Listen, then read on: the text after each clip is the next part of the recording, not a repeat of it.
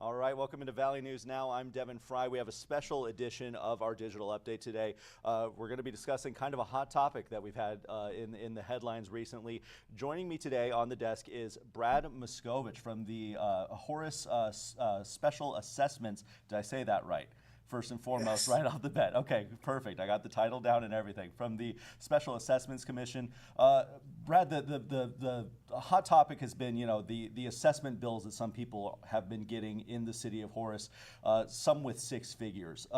Just kind of what I was hoping to kind of lay it out to you to kind of talk about the process a little bit there and kind of what has led to some of these bills that people are seeing. Again, as much as you're able to talk about that. Right. Well, I sure appreciate the time today. I think it's so important. These last few meetings are really starting to get public outcry and opinion, and it's working the way it should so far. We have another meeting next week in which we will be able to review and get statistics and facts and data from the engineer on things that came up over the last two nights in these meetings. And then at that point in time, we will have to vote as a commission and send something up the chain of command to the city council. And then I don't want to say the buck gets passed, but it then goes into the formal process in which people will have to, the things that we can address or advise on, it's going to go in front of the commission and they're going to have to do their due diligence to get in front of it. But all in all, the whole process is confusing and it's an educational process to everybody that comes to the meeting. And if you don't mind, I'll give you a real quick analogy of kind of what we're facing right now. The best way I can describe it to people who are kind of new to the area and don't have these special assessments, because there's a lot of them that are getting hit with it and they're like, what are these things? The way I best describe it is you buy a house, and I'm going to make it simple for $100. You buy a house for $100, you're happy, you live there, your neighbor next door is happy, everything is great, and the person across the road decides to put a coffee shop up. We're just going to assume it's zoned and legal and everything is great. Well, you don't drink coffee, so you yourself don't get the benefit of this coffee shop. Matter of fact, you actually dislike it. You see this building every day. There's more traffic on your street. You're frustrated with it. Your neighbor, they love it. They drink coffee and they don't have a car. They walk over there. So they got benefit, right? So now you're sitting there thinking to yourself, I'm dealing with it. I'm not happy. And then suddenly comes this burden. They're going to put a new road in. And that road, you're going to have to pay for it. It's got a turn lane, et cetera. And it's only for the coffee shop. You're incredibly frustrated. You come to this meeting, you're really upset. What we have to do as a commission, which is really, really, really sad, is we look at benefit, not fair per se. So when we take the people out of the equation, that lot hypothetically now receives a benefit because traffic will flow smoother by it. There's a turn lane to make it safer for everybody. So there's a value assigned to it. That doesn't mean it's fair and right or should have ever happened in the first place. It just means the pie that we're given for the cost of that road, that lot has this percentage of benefit. So that's kind of what's happening today. For people to argue that process, the road never should have been built in the first place. They were promised the road wasn't going to be built. Where did this come from? Those are all city commission questions that we encourage people. You got to get your voice heard with the city commission. So that's the next step in the process for people who are frustrated. And we try to do our best to advise at these meetings, things that we can take into consideration and do our best to vote on. The other thing to point out in that, we had a development last night that came in there and everything they said was, let's just say it's 80% factual. It's right. The data is there. There was some previous agreements long before with people that aren't at the city. They're not going to be happy no matter what the outcome is of our vote. And I flat out told them that no matter how we vote on this, those dollars are there. So it's going to go to the next level. And for you to make a difference, you're going to have to go to the city commission and argue specifically about policy and process and how it's been done, because it's not something that we can do at the Special Assessment Committee. How much, as this process continues with, this public comment and, hearing from the people, you just mentioned some things there's not a whole lot you could do about it. What does the process look like for you guys, as you continue to get this input and as it goes forward from here? Well, there's definitely some frustration because I think people were hoping that we could have more of an impact when they come and they're heard. We're actually letting it probably go farther so that people can hear their emotions and other people in the room can understand, because there's definitely people from both sides. And at one point in time, somebody raised their hand and said, how many people are west of the river affected by this? And they all raised their hands. And then somebody else said the east, and the other half raised their hands. And it's a tough situation, right? So we're trying to educate people. The worst thing that can happen is they come and they're frustrated or they don't get heard. And then more importantly, they don't follow the right process to get on the agenda in front of the city council. It's happened in the past. People have went out of their way to say, I've done everything I can. I want to get on the agenda to talk to the city council, but yet they didn't get the exact timing of the process right. And so they don't get to be heard. And that's a problem. We have to find a way that everybody's voices can be heard. For the record, I'm getting hit with some special assessments that I don't necessarily, I certainly don't enjoy them. I don't know that they're exactly fair. They're more than I had hoped. And I will probably be partaking as a citizen and a resident in that next step, right? I'm removing myself from the vote as it applies specifically to me. It's the only right way to do, but it's a challenge. It's a process. So hopefully everybody can come out of here and understand what their next course of action is to make a difference. That's something I didn't even think about. You might have to assess yourself in some situations. Oh, it's there. Yeah. With how, we've talked about how some of the meetings have gone as far as, people being heated, passionate about their arguments, things to that effect. How do you kind of balance, try to keep everybody on track while still hearing the frustrations that these people do have?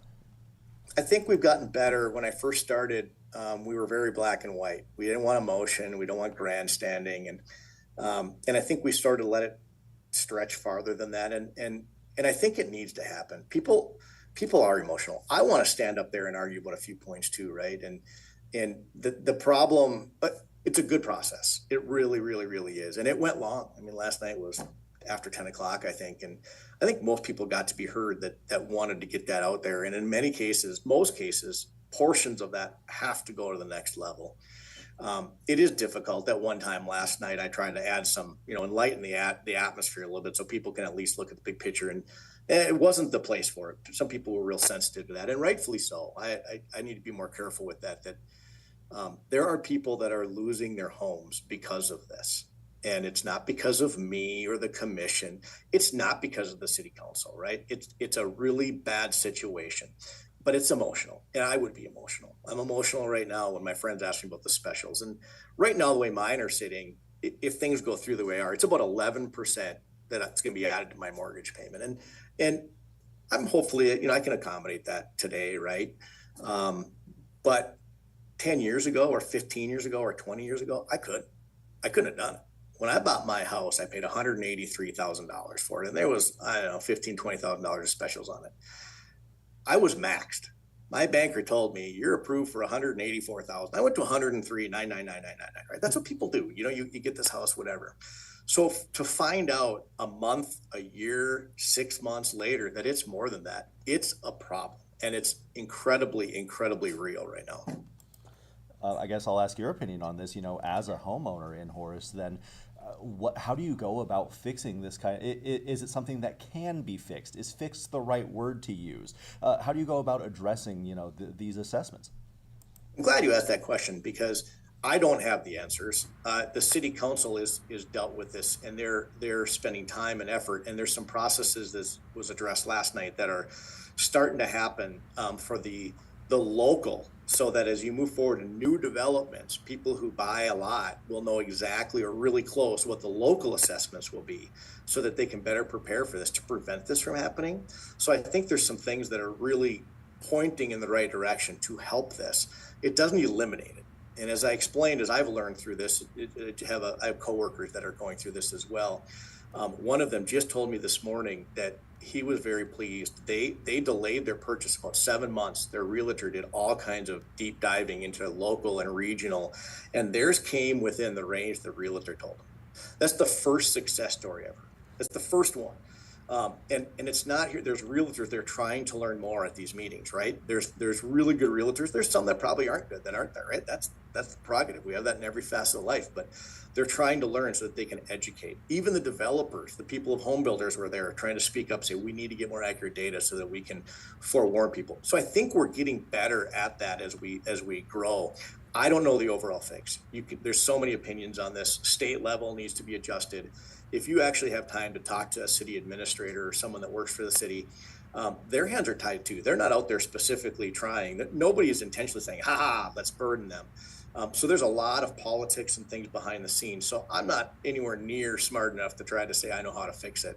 The key to me is more and more communication. People have come forward with great ideas of how do we get more information in people's hands so that if you elect to take on a big burden of specials when you buy a lot, that should be your choice. It shouldn't get hit to you after the fact. And I think that's really what drives most of this anger.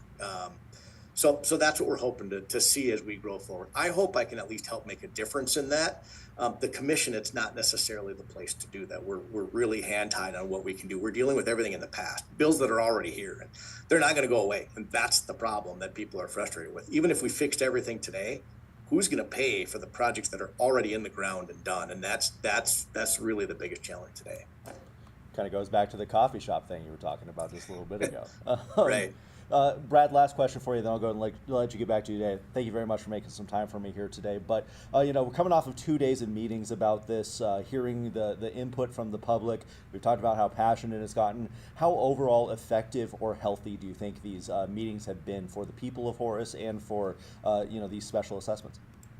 Well, I'll tell you from a commission standpoint, I'll speak on behalf of the three of us that were up there. It is very helpful for us because we left there with bullet points. And if you attended the meeting, you would hear every time the engineer takes a note, we took a note. We try to jot down every time somebody speaks.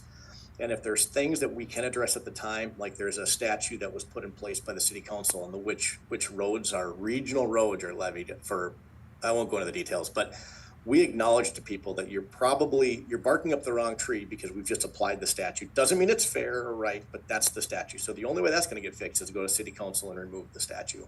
So we try to educate where we can, but then we also say, okay, we did not know that when we first looked at this map.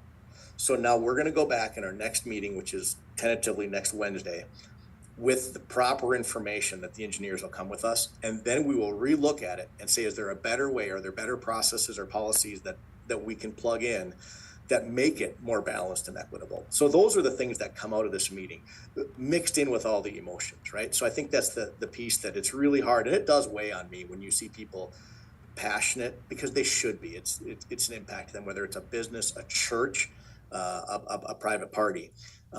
That's the piece that you sort through that and you get hours and hours of emotions, which it's important people get that out, but they are being heard. It doesn't mean it changes things in this next step, but at least it's being heard so that when the vote does go through, it's based on the proper information, the best of our ability. All right, perfect. Brad, thank you so much. Thank you for making some time for me. Once again, I appreciate it. And we're going to go ahead and that's all of our time that we have now for this Valley News Now digital update. We're going to continue following this story as more information develops. But for now, for Valley News Now, I'm Devin Fry.